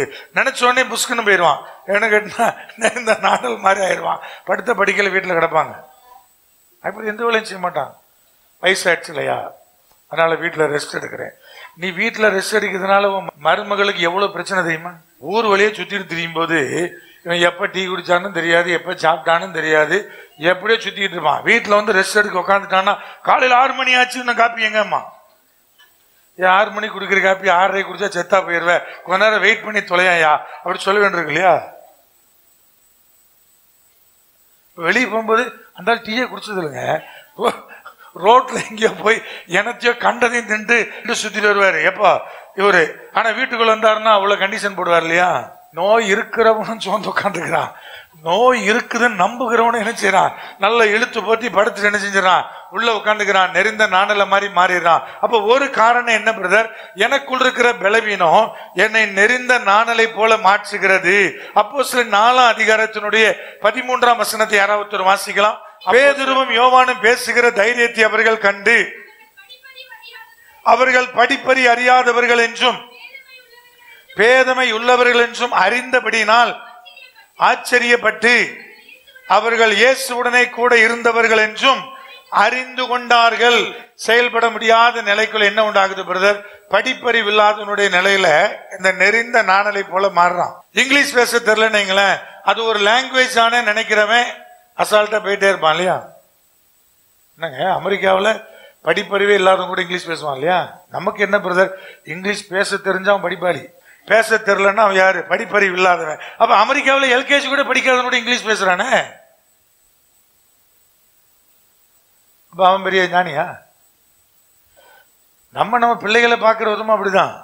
இங்கிலீஷ் பேச தெரிஞ்சா பிள்ளை ரொம்ப அறிவாளி, பேச தெரியலன்னா அது முட்டா பைய உள்ள அப்படின்னு நம்மளே என்ன பண்ணிக்கிறோம்? தீர்மானம் பண்ணிக்கிறோம். நம்முடைய அறிவு ஞானத்துக்கும் நம்முடைய படிப்புக்கும் சம்பந்தமே கிடையாது. சிலது படிச்சு முட்டால் நிறைய இருக்கும், நிறைய படிச்சிருக்கோம், பட் வாழ்க்கை துணையை தேர்ந்தெடுக்க தெரியாது, ஒழுங்கா குடும்பம் நடத்த தெரியாது, எல்லாம் வீணா போன வாழ்க்கை வாழ்ந்துகிட்டு இருக்கோம், நிறைய இருக்கும். நீ அதை வச்செல்லாம் தீர்மானிக்க முடியாது. அப்போ ஒரு காரியத்துல நமக்கு படிப்பறிவு கம்மியா இருந்தால் நம்ம செயல்படுற விதத்துல என்ன உண்டாகுது? ஒரு உலகம் நம்மளை தப்பா பாக்குது, இவனுக்கு இவ்வளவுதான் அறிவு இருக்கணும்னு சொல்லுது, இவன் இவ்வளவுதான் பேசணும்னு சொல்லுது, இதுக்கு மேல அவன் என்ன செய்யக்கூடாது? பேசக்கூடாதுன்னு சொல்லுது. இதுக்கு மேல அவனுக்கு பேசுறதுக்கு என்ன தகுதி இருக்குதுன்னு கேக்குது. ஆனா கர்த்தர் பாருங்க, படிப்பறிவு இல்லாத சீசர்களை தேர்ந்தெடுத்து அவர்கள் மூலமாக பெரிய காரியங்களை செய்தார். இப்ப படிச்சவனை தேர்ந்தெடுக்க மாட்டாரா? தேர்ந்தெடுப்பாரு. 2 பேருக்கும் அவர் தான் தேவன், முந்தினவருக்கும் அவர் தான் தேவன், பிந்தினவருக்கும் அவர் தான் தேவன். யாரு வேணாலும் தேர்ந்தெடுப்பார். அதற்காக இவங்களையும் ஒதுக்க முடியாது, அவங்களையும் ஒதுக்க முடியாதுன்னு கர்த்தர் சொல்றார். படிப்பறிவு இல்லாதவர்கள் தான், ஆனா ஜனங்கள் ஆச்சரியப்படத்தக்கிற விதத்துல இவன் இப்படிப்பட்டவன் தானே, ஆனா இவ்விதமாய் பயன்படுத்தப்படுகிறானே என்கிறதான ஆச்சரியம் உண்டாகிற அளவுக்கு தேவனாய் கர்த்தர் அந்த இடத்துல கிரியைகள் நடப்பித்தார். இன்னொரு வசனத்தை வாசிக்கலாம். 1 தெசலோனிக்கேயர் 3ஆம் அதிகாரம் 2, 3ஆம் வசனங்கள். இந்த உபத்திரவங்களினாலே ஒருவனும் அசைக்கப்படாதபடிக்கு உங்களை திடப்படுத்தவும் உங்கள் விசுவாசத்தை பற்றி உங்களுக்கு புத்தி சொல்லவும் நம்முடைய சகோதரனும் தேவ ஊழியக்காரனும் கிறிஸ்துவின் சுவிசேஷத்தில் எங்கள் உடன் வேலையாயுமாய் இருக்கிற தீமோத்தேயுவை அனுப்பினோம். இப்படிப்பட்ட உபத்திரவங்களை சகிக்க நாம் நியமிக்கப்பட்டிருக்கிறோம் என்று நீங்கள் அறிந்திருக்கிறீர்களே. 2ஆம் அதிகாரத்தினுடைய 2ஆம் வசனம். உங்களுக்கு தெரிந்திருக்கிறபடி முன்னே பிலிப்பு பட்டணத்திலே நாங்கள் பாடுபட்டு நிந்தை அடைந்திருந்தும் வெகு போராட்டத்தோடு தேவனுடைய சுவிசேஷத்தை உங்களுக்கு சொல்லும்படி நம்முடைய தேவனுக்குள் தைரியம் கொண்டிருந்தோம். 1 கொரிந்தியர் புத்தகம் 10ஆம் அதிகாரம் 13ஆம் வசனம். மனுஷருக்கு நேரிடுகிற சோதனை அல்லாமல் வேற சோதனை உங்களுக்கு நேரிடவில்லை. தேவன் உண்மையுள்ளவராய் இருக்கிறார். உங்கள் திராணிக்கு மேலாக நீங்கள் சோதிக்கப்படுகிறதற்கு அவர் இடங்கூடாமல் சோதனையை தாங்கத்தக்கதாக சோதனையோடு கூட அதற்கு தப்பிக்கொள்ளும்படியான போக்கையும் உண்டாக்குறார். ரோமர் 8ஆம் அதிகாரம் 26ஆம் வசனம். ரோமர் 8:26. அந்தபடியே ஆவியானவரும் நமது பலவீனங்களில் நமக்கு உதவி செய்கிறார். நாம் ஏற்றபடி வேண்டிக் கொள்வது இன்னதென்று அறியாதிருக்கிறபடியினால் ஆவியானவர் தாமே வாக்கு கடங்காத பெருமூச்சுகளோடு நமக்காக வேண்டுதல் செய்தார். தேவதாசர்கள் பவுல் உட்பட தீமோத்தி உட்பட அவர்கள் பலவீனமான பாண்டங்கள் தான். தீமோத்திக்கு ஒரு பிரச்சனை இருந்தது, எல்லா தேவதாசர்களுக்கும் ஒரு பிரச்சனை இருந்தது. அப்ப நோய்களினாலே சரீரத்தில் இருக்கிற பலவீனங்களினாலே பல விதத்தில் ஆண்டவரை பார்த்தீங்கன்னா இந்த நெறிந்த நாணல்கள் எல்லாம் அப்படிப்பட்ட நிலையில் இருந்தாலும் தேவன் அவைகளை கடந்து அவர்களை அனல் மூட்டி பயன்படுத்தினார். பாடுகளினாலே நெறிந்த நாணலாய் மாறி போனவர்கள் நிந்தை அடைந்திருந்தோம், உபத்திரவப்படுத்தப்பட்டிருந்தோம். இது 3வது காரியமாக இந்த வசனங்கள்லாம் நாம் பார்த்தோம். நெருக்கப்பட்டிருந்தோம், அடிகள் பெற்றிருந்தோம், சவுக்கடிகள் பெற்றிருந்தோம். பல விதத்தில் அவர்கள் அந்த பாடுகளினாலே ஊழியத்தை வெற்றித்து ஓடணும் என்கிற நிலைக்குள் இருந்தாலும் தேவன் அவர்களை பயன்படுத்தினார். அப்ப என்ன செய்றாரு பிரதர்? நெருந்த நாணலை விடுறதே இல்லை, மங்கி எறிகிற திரி என்ன செய்யறது இல்லை, அவர் அணைக்கிறதே இல்லை. நியாயத்திற்கு ஜெயம் கிடைக்கிற வரை அதை தீண்டி விடுகிறவராய் இருக்கிறார். இதை உணர்ந்தவளாக நாம் தேவ சமூகத்தில் ஒப்புக் கொடுக்க போறோம். அப்படி இருக்கிற இடத்துல எழுந்திருக்கலாம். எவ்விதமாய் நான் பற்றி எரிய வேண்டும் என்பதை குறித்து நாம் தியானித்திருக்கிறோம். ஆண்டவர் சொல்லுகிறார், உடனடியாய் நீ பற்றி எறியணும். மற்ற ஜீவன்களோடு இணைந்து நீ பற்றி எறியணும். ஆவியானவர் உன்னை அழைத்து சொல்லுகிற இடத்திற்கெல்லாம், அவர் உன்னை கொண்டு செய்ய நினைக்கிறதற்கெல்லாம் அங்கெல்லாம் கடந்து போகும்படியான அந்த பலனை தரித்துக் கொள்ளணும். அந்த அக்கினியானது உன் ஜீவனுக்குள்ளே பற்றி எறியணும். அது உன் ஜீவனுக்குள்ளே பற்றி எறியணும். அது அப்படி பற்றி எரிஞ்சதுன்னா உனக்குள்ள இருக்கிற அந்த அனலை இந்த உலகத்தினுடைய எந்த காரியம் அணைக்காது.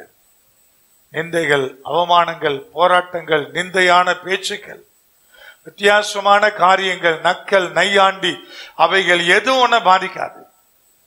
ஏன்னா அந்த அனலானது உனக்குள்ள எரிகிறது.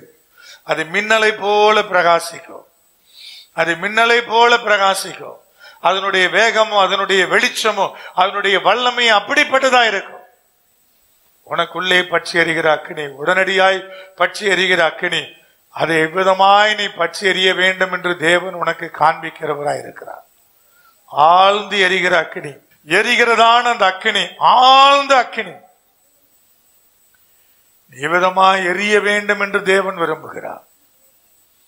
ஒருவேளை எனக்கு அன்பான சகோதரா சகோதரி, நீ கடந்து வந்த பாதை உன்னை மங்கி எரியும்படி நடத்தி இருக்கலாம்.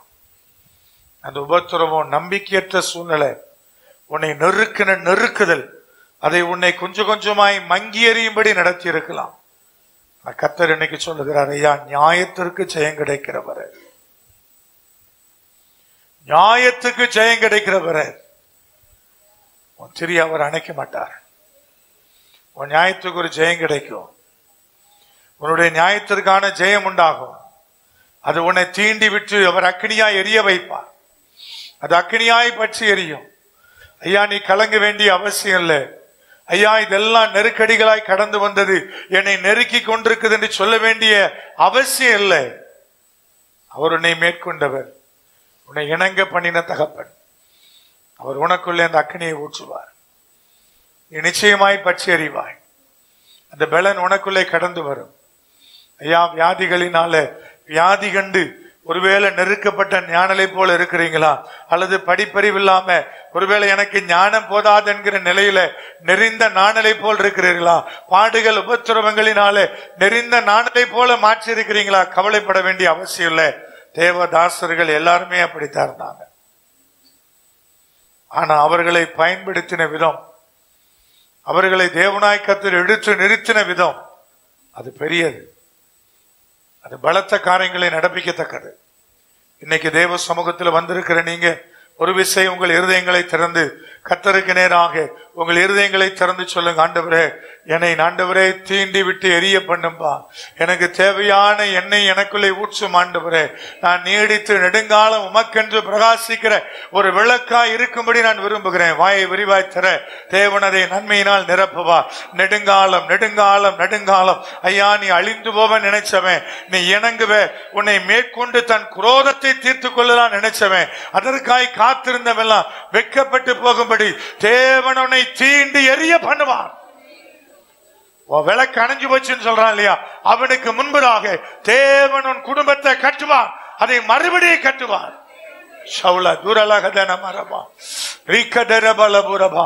தேவன் குடும்பத்தை கட்டி எழுப்புவார். மகனே, நீ கவலைப்பட வேண்டிய அவசியம் இல்லை. அழிந்த குடும்பம் அல்ல, நிர்மூலமானவன் நீ அல்ல. என் தேவன் உன்னை மீண்டும் ஹல்லேலூயா கட்டி எழுப்ப போகிறார். அவருடைய பார்வைக்கேற்ற பாத்திரமாய் உன் உபத்திரவங்களுக்கு முடிவு வந்தது. சௌலத்தும் ரகசியமத்துரபாக்கபா 9 வார இடைவெளியில தேவன் தன்னுடைய அக்கினியை உன் காரியத்தில் நான் போடுவேன் சொல்றார்.